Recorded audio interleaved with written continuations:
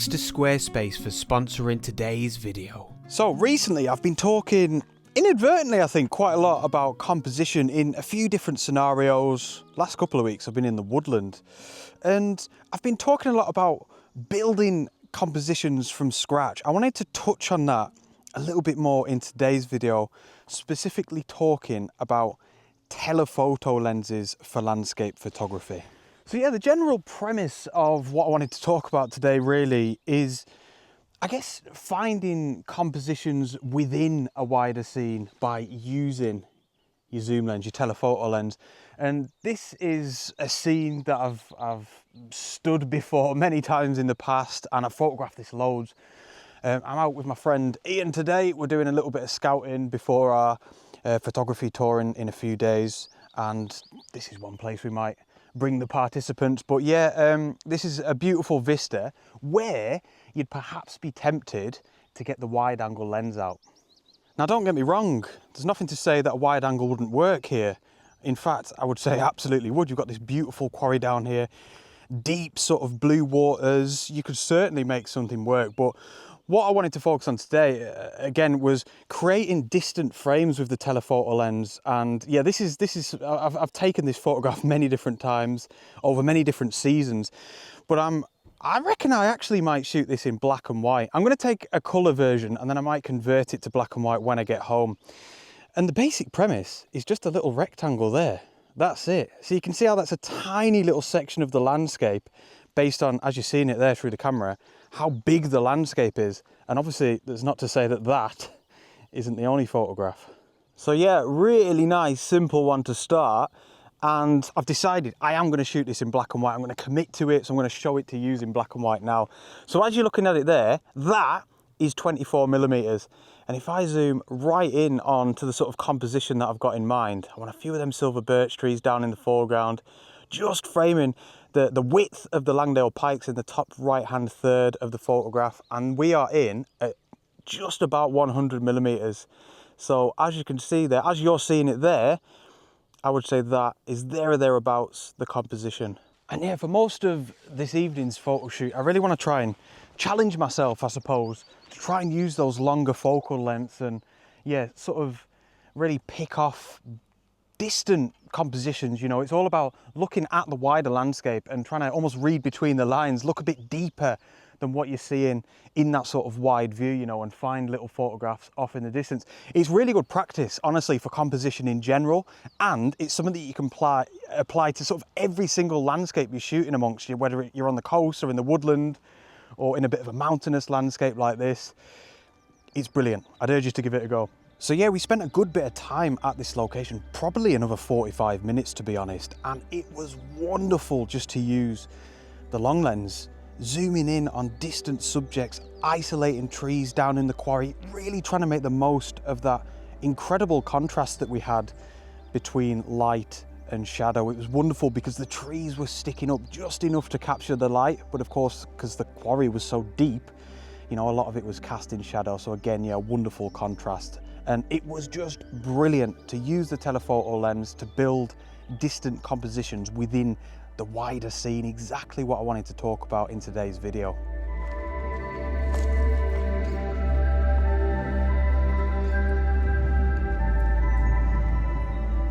So myself and Ian were on our way round to this little section of quarry here, and to be honest, we just keep stopping every 2 minutes. It's wonderful, the light's incredible, the location's incredible. So that's the quarry that we just photographed, kind of over them rocks there. So we just spent probably about an hour. And then look, there's another massive quarry there.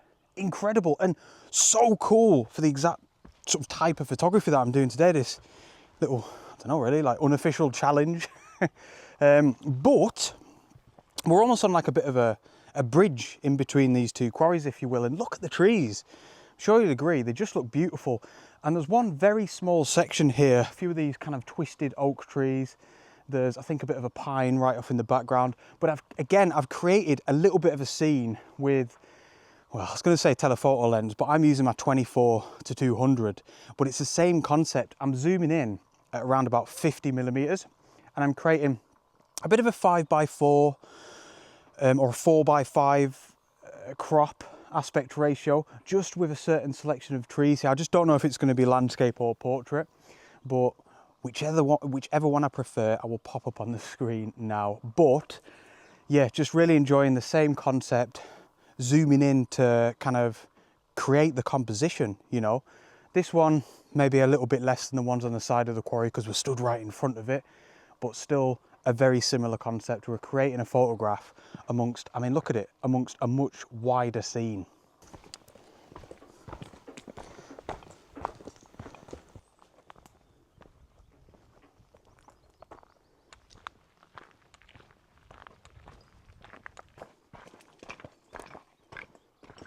So just quickly, if you don't mind, before we move on, I wanted to say another big thank you to the sponsor of today's video, which is Squarespace. And if you've never heard of Squarespace, I'm here to tell you all about them. They are an all-in-one platform that you can use to build your own website. So it's a website that you go onto and build your own website. And do not be intimidated by that prospect, because through Squarespace, it is so easy. They've got tons of really professional, beautiful looking templates that you can use. You add a few bits of text and some images, and before you know it, your website will be up and running, honestly, within a couple of hours.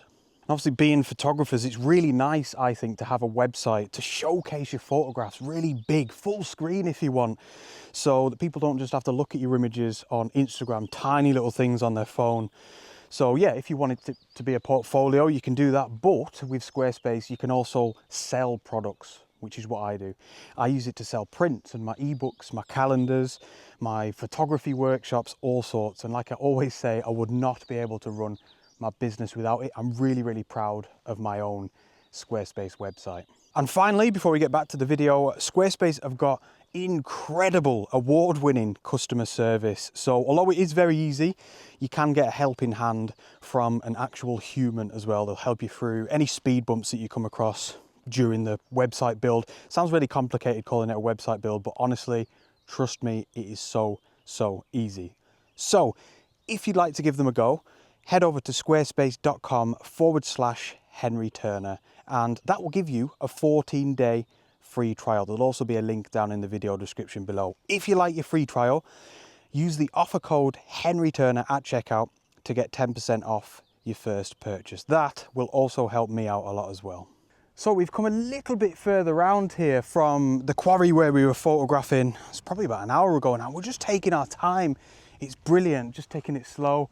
And it's what's really cool here is I'll show you, I'll turn you around. We're now in a position where we're sort of shooting into that sun. So look at the drama. Look at those beautiful, big, long shadows that's being cast from the trees. And I'm trying to apply everything that I'm talking about today. So rather than thinking of the landscape in terms of, you know, an ultra wide angle lens, or not even ultra wide angle, 24mm, 30mm, which is still, you know, reasonably wide. I'm trying to think of things in terms of the telephoto lens. Can you hear the jets? Where's the jets? So we might catch one here. I don't think they'll be coming over this way. But yeah, going back to what I was saying, I'm almost looking for, like I was saying, they're almost like hidden compositions off in the distance. So I'm looking at this section here now, and I'm thinking, I'm trying to look even deeper than just that section, you know? And I mean, what I'm looking for at the minute, I'm trying to find one of these trees that's really well lit up, but then behind the tree is dark, it's shadow, so then we get a beautiful contrast. There's actually one particular tree here, around about there, that I might try and work on now. And this is what I'd advise you do next. And that is, once you've got a little bit of a rough idea in mind, so obviously my rough idea then was simply a tree or one or two trees that seem to be getting a lot of light, but they've got shadow behind them.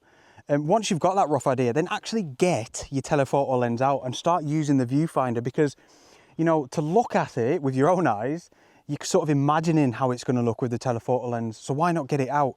Use the live view, use your viewfinder, and actually start framing it up. You know, start changing the focal length, zoom in and out, maybe try different aspect ratios. And that's where your photograph really starts coming to life.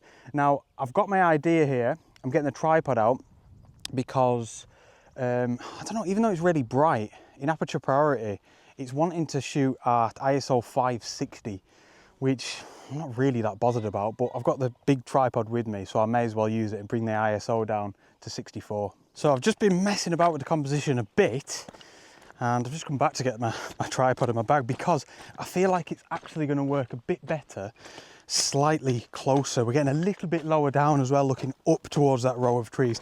So really, just sort of fine tuning the composition, you know, nothing too serious. But yeah, I reckon from about here, it's looking perfect. And just like the first image, I want to show you, you know, through the Z7, through the eyes of the Z7, exactly how this has worked. So, you know, we're in 24 millimeters there, look, and we're looking around, it's all fairly wide. And I found that one little section, so it's this row of trees here, somewhere like that. And we're going to zoom in, just so you can see, just so you can get a rough idea of what I'm going for. We might not even need to zoom in fully.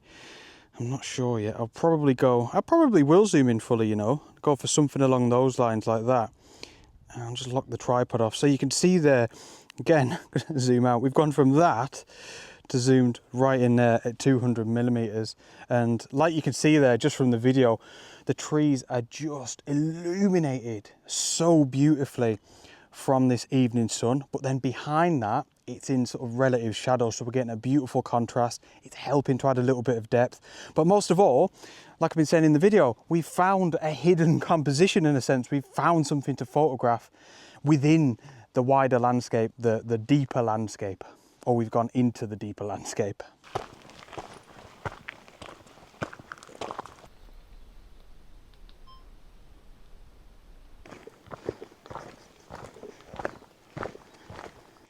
Might be able to see Ian around there. So we've come up a bit further now. We're sort of halfway up Holmfell actually. The peak's up there. We probably won't go up there tonight. Any of you that know Holmfell, you've only got to get up towards this height, maybe a little bit further up there, to then get beautiful views back that way towards, well, where the sun is really, and towards where the sun's going to be setting. But yeah, for now, I'm just going to have a quick go at this little tree. You know what? I actually quite like this. What I was going to do was zoom right in on the tree and almost do like a portrait of that, you know, beautifully lit tree there, fairly close to us, but I'm going to shoot it a bit wider. So I was going to go at 100 mil. I'm going to zoom out slightly to about 70 millimeters, little bit wider, so we get some of the trees in the background. And there we go. I prefer that. We're getting a little bit of the reservoir down in the bottom left. We're obviously getting that kind of bend of Weatherlam in the background. And what's really nice is the background there behind the trees, that mountain ridge is kind of like a bluey tone. And then everything down here, obviously it's very green, but it's almost got like an orange feel to it as well. So it's like an orange and blue together, which is nice. Almost like a teal and an orange, you know. But for me, it's all about that illuminated tree down in the bottom right. Definitely worth a quick snap, I think.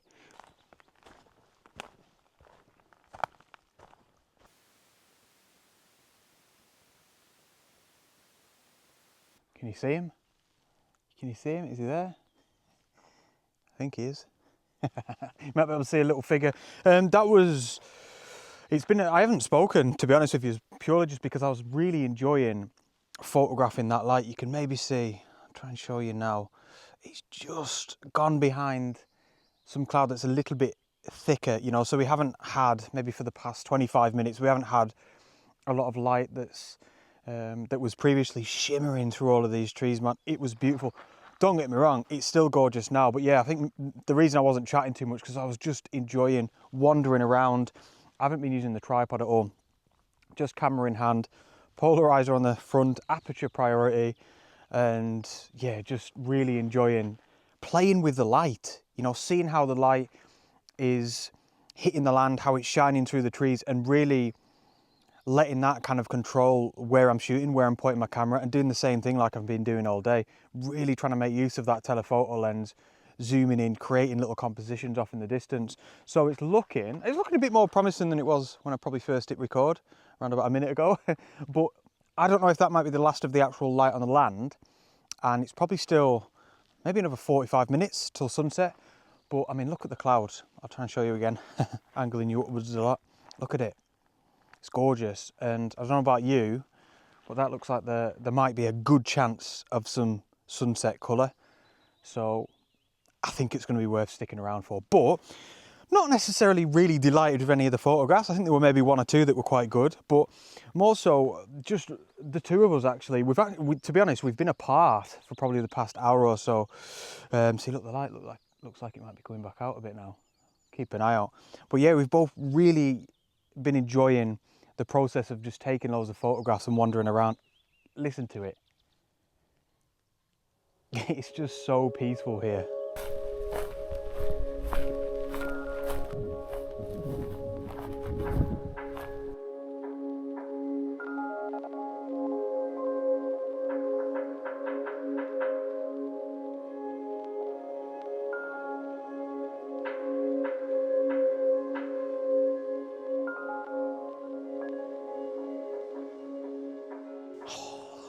Beautiful.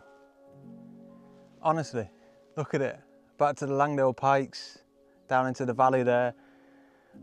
Even with the light having gone now. In saying that, I got a couple of shots. I got this image of a couple of trees there that have just got what I think is red screes. There's a nice backdrop. Oh, stunning light, look at that. Just so peaceful. And, oh, I also took an image of Ian as well. He's in a really cool spot. He's on like a little knoll, and then really nice views back towards, well, Fairfield, and just a really nice glow on the fells behind him. It's quite cool. He can have that one. I'll give it him if he wants it. But yeah, I think we'll probably leave it there. If I do get anything of the sunset, if anything happens, it's strange. I was just thinking about it sat here. I would have always been mad for like the sunset colours, but I feel like I've evolved a lot as a photographer now, and it's the light, like the final bits of light in the evening that really get me going now. You know, they're the photographs that I want to be out for. But we'll see. I'll show you any photographs that I get. But all in all, as always, thank you very, very much for tuning in. I do hope you enjoyed it. If you have a quick second to spare, please hit the thumbs up button. It really helps me out. And of course, hit subscribe if you'd like to see any more. And here's another video that you might like as well.